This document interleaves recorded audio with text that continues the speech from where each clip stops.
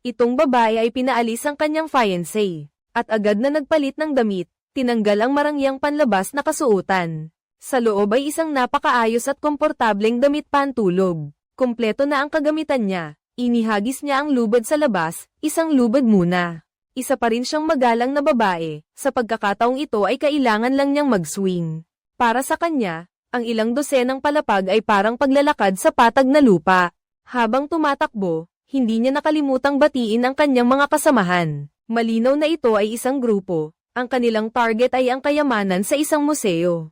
Si Nicole ay itinuturing na pangunahing tauhan, 3 minuto lang ang kanyang oras para tapusin ang misyon. Ang babae ay nasa loob ng museo para magbigay ng distraksyon. Kailangan lang niyang nakawin ang code at umalis na. Pumasok si Nicole sa lagusan matapos matagumpay na ma-decode at inilagay ang peking bagay sa loob ng display box. Si Zampano ay nasa rooftop at natanggap ang impormasyon.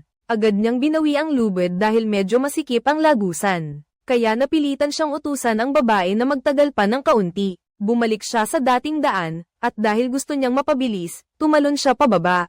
Dinala ang tao sa loob ng bintana, hindi pa nakakapagsabi ng sakit ay kailangan ng magpalit ng damit. Nang bumalik ang tagapamahala ng museo, nakita niya ang kanyang nobya na may kakaibang ginagawa. Mabilis niyang sinabing masakit ang tiyan niya, kaya agad siyang sinuportahan at inalo ng kabilang panig. Tumunog ang alarm ng museo, ngunit si Nicole at ang babaeng iyon ay nanatiling kalmado.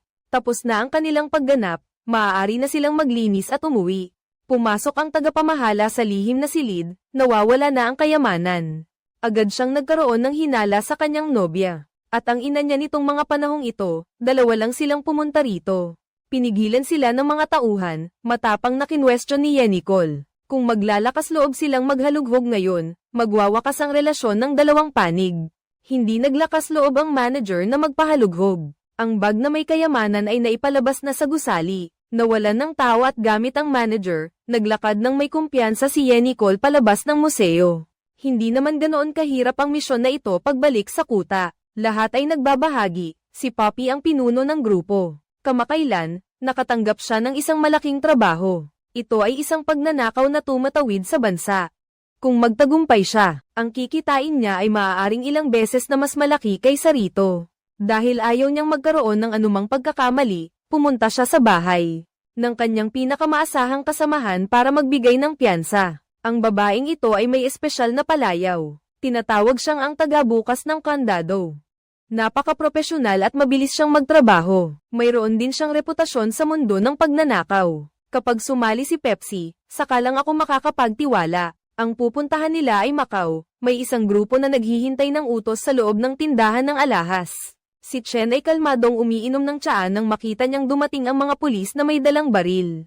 Xiaoman, sinabi ko na darating ang mga pulis sa loob ng 5 minuto. Sabi ko sa iyo na patayin mo ang alarm ng pulis pero hindi ka nakinig. Ang empleyado ay nagmadaling lumabas para magpaliwanag, sinasabing napindot niya ang maling pindutan ng alarma. Lahat ay normal sa loob ng tindahan, ibinaba ng mga pulis ang kanilang mga gamit, at nagtangkang pumunta sa banyo bago umalis. Hindi nila napansin sa mesa ni Chen. May nakatagong baril kung sakaling nagmamadali ang empleyado na mag-iwan ng senadoryas para humingi ng tulong. Nang iaabot na sana niya sa pulis, napansin ito ni Andrew. Mabilis siyang nagpanggap na umuubo at hinaypan palayo ang papel. Si Chen pagkatapos nakawan ng tindahan ng alahas ay nagpadala ng tauhan sa hotel. Gaya ng napag-usapan, dahil sa hadlang sa wika, ang 2 grupo ay napilitang makipag-usap. Nang walang direksyon, si Andrew ay gumamit ng dahas kay Nicole.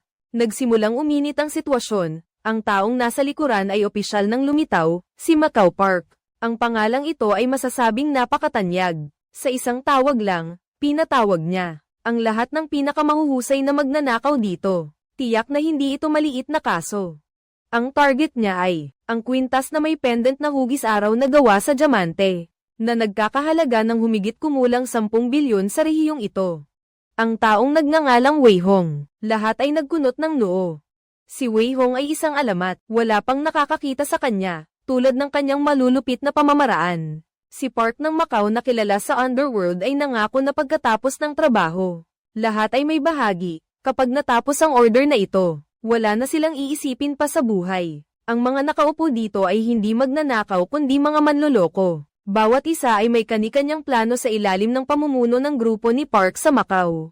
Bawat isa ay may bagong pagkakakilanlan na sa gabing iyon. Dinala ni Nicole si Zampano sa isang bar para lapitan ang gwardya. Sa sandaling makuha ang susi sa kanya, maaari na silang pumasok sa silid sa pinakataas na palapag. Gusto ni Nicole na samantalahin ang kanyang kagandahan ngunit ang gwardya ay may gusto kay Zampano. Nakuha nilang dalawa ang susi. Samantala sa kasino, sinasaktan ni Chen at Chewing Gum ang dalawa sa balikat. Ang kanilang misyon ay targetin ang may-ari ng kwintas. Si Tiffany sa kasino, ang makapangyarihang babaeng ito ay sunod-sunod na nananalo. Mukhang nagmamadali si Chewing Gum ngunit mabuti na lang at nandyan si Chen para pigilan siya. Lahat ng ito ay paghahanda lamang pagkatapos ng trabaho, bumalik ang dalawang grupo sa base. Si Pepsi ay nag-aaral ng istruktura ng kaha. Si Chen ay nakikipag-usap sa kanyang mga tauhan. Hindi sila pwedeng magtiwala ng lubusan sa iba. Pag nakuha nila ang kwintas, baka ibenta lang nila ito. Ang pinakakagyat na kailangan ay makuha ang pera. Si Julie naman ay may ibang plano, siya ang especially iyan na ipinadala ng pulisya. Ang pangunahing layunin ay mahuli si Wei Hong at madala sa hustisya. Basta makuha lang ang kwintas, magkakaroon ng pagkakataong makita si Wei Hong. Malaki ang inaasahan sa iyo ng iyong mga nakatataas pagkatapos mong maghanda. Ang kapana-panabik na palabas ay opisyal nang magsisimula pagkatapos ay install ang mga kagamitan sa pinakamataas na palapag. Mga bagay tulad ng mga wire ay dinala rin sa Macau Park, hindi rin sila nagpapahinga. Para makaiwas sa mga kamera, kailangan nilang makuha ang atensyon ng mga gwardya. Nakipag-usap siya kay Johnny, nag-away silang dalawa. Nang malaman ng mga gwardya, nagmadali silang pumunta, habang walang nakatingin. Pinay-install ni Zampano ang mga kagamitan sa pinakamataas na palapag. Kapag dumating ang gabi, lahat ay kikilos ayon sa plano. Tapos na magbihis si Nicole at naghahanda ng umakyat. Pagdating sa rooftop, siguraduhin ang mga lubid. Mabilis siyang nakarating sa rooftop ng Nicole at kinuha ang espesyal na kagamitan para basagin ang salamin. Pinasakay ni Johnny ang mga tauhan sa elevator papunta sa rooftop. Kahit nahanda sila, hindi pa rin nila nalampasan ang modernong kagamitan. Agad na nagulat sa pulisya ang observation room, habang tatawagan pa lang sana nila ang pulis. Ang mga tauhan ni Chen ay pumasok na may dalang baril. Ang mga hindi handa ay walang nagawa kundi ang sumuko. Pinatay ni Johnny ang kuryente para magkaroon ng kaunting oras ang nasa itaas. Pagpasok sa silid, nakipagtulungan si Nicole kay Zampano. Pumasok din sina Pepsi at Julie at sila ang naatasang magbukas ng safety deposit box. Nagsimula na ring kumilos si Chen sa kasino. Ayaw na niyang hintayin ang kwintas, kaya kinuha niya ang baril para magbanta at kinuha ni Chewing Gum ang pera. Lahat ay naitala ng kamera, at nagmamadaling pumunta sa eksena ang mga pulis pagkatanggap nila ng impormasyon. Habang lumilipas ang oras, nabuksan ni Pepsi ang safety deposit box dahil sa kanyang husay sa teknolohiya. Sa loob, bukod sa cash, wala nang iba. Kasabay nito, binuksan din ni Julie ang isa pang kahon. Ngunit wala roon ang sun-tear necklace, tama nga ang sinabi ni Macau Park. Habang nagdududa si Macau Park, nagpadala siya ng mensahe. At lumabas na hindi niya talaga gustong makipaghati sa lahat. Mula umpisa hanggang dulo, gusto niyang kunin lahat para sa sarili niya. Habang nagkakagulo ang grupo ng mga magnanakaw, nagpanggap si Macau Park bilang isang empleyado. Nagdala ng pagkain at tsaa na may halong gamot, at kasabay nito ay ginamit ang kanyang kakayahan para buksan ang safe. Ang kwintas ay tuluyan ng nakuha niya. Ang tinatawag na grupo ay agad na nawasak. Lahat ngayon ay gusto na lang makahanap ng paraan para makatakas. Kinuha ni Nicole ang uniforme ng empleyado para samantalahin ang pagkakataon na makatakas. Ngunit hindi inaasahang nilapitan siya ng security guard para magtanong. Dahil sa hadlang sa wika, nanganganib siyang mabuko. Si Zampano sana ay nakatakas na ngunit bumalik para tulungan siya. Ginawa niyang pin ang sarili para masigurado ang kaligtasan ni Nicole. Hindi nakatakas si Andrew at nahulog sa kamay ng pulisya. Sinundan ni Pepsi si Julie kaya hindi siya maiiwasan. Tanging dalawa na lang ang natira pagkatapos ng matinding barilan. Tumakas siya kasama si Chewing Gum pero sa kaguluhan. Ang kanyang tiyan ay tinamaan ng bala at hindi na nakayanin. Nawalan ng kontrol ang sasakyan at bumangga sa pader, 2 tao ang namatay agad. Ang mga tauhan ni Poppy ay nahuli ng pulis. Binuksan ni Pepsi ang kadena gamit ang hakaw niya para maalis ang kadena ng dalawa. Hindi nakasagot ang pulis, nawalan din ng kontrol ang sasakyan. Mabilis na tumalon palabas ang 2 lalaki pero nakalimutan nila si Pepsi. Ang taong nagligtas sa buhay nila ay naiwan pa sa sasakyan. Lumubog sa tubig ang sasakyan ng pulis nang aksidenteng mahulog si Pepsi. Lumitaw si Macau Park matapos niyang mailigtas ito sa pampang. Nawala na at hindi na makita ang apat na nakaligtas na nagtipon sa isang lugar. Nagpasya silang hanapin si Macau Park para bawiin ang kwintas. Gamit ang mga palatandaan, natunton ni Nicole at Andrew ang pulang sasakyan. Kinumpirma ng ilang tao na nagpakita si Macau Park sa Busan, South Korea. Samantala, si Julie naman, sa pamamagitan ng kanyang oras bilang especially iya, ay nakarating din sa Busan. Parehong hinahanap ni na Macau Park ang grupo ni Pepsi. Nanguna sa paghahanap sa hotel kung nasaan siya. Pagkatapos ay nagpanggap bilang maintenance staff para makapasok sa gusali. Ngunit matagal na paghahanap ay hindi nagtagumpay, swerte na lang at si Poppy ay nakapaglagay na ng listening device sa mga tauhan ni Macau Park.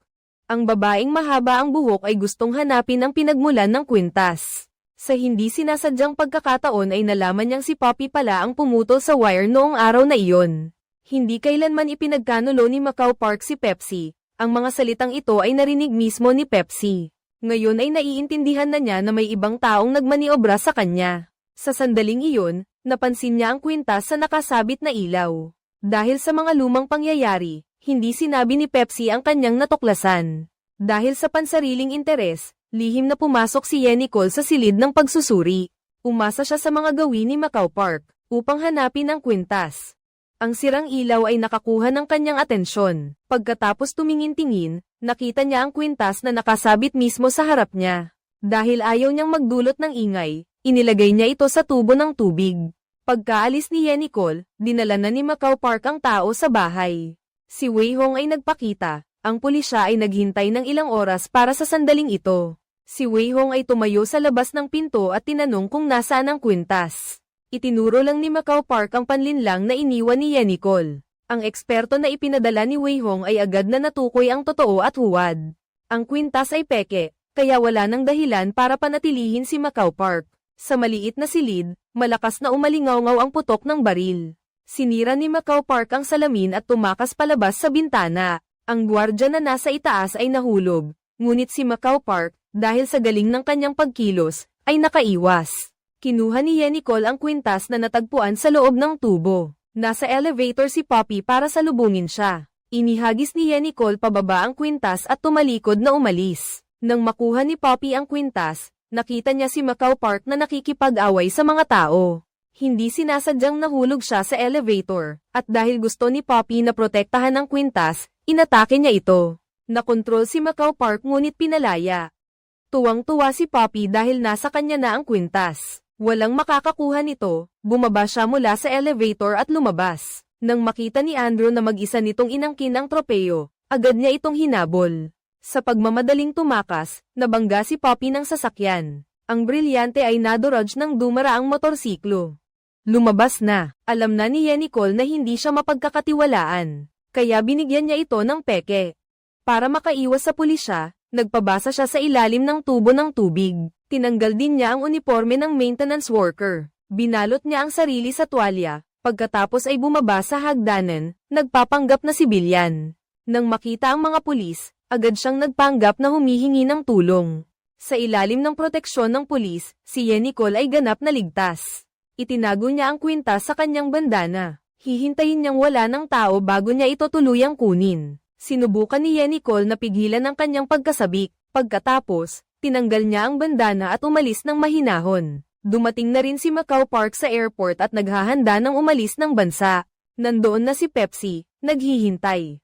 Plano niyang pumunta doon para makita siya, ngunit naroon ang mga tauhan ni Wei Hong. Kaya napilitan si Macau Park na umiwas. Dinala rin ni Julie ang pulis sa airport. Nakilala niya si Pepsi kaya inuwi niya ito. Malakas na binanggit ni Macau Park ang pangalan ni Wei Hong para mailigtas si Pepsi sa panganib.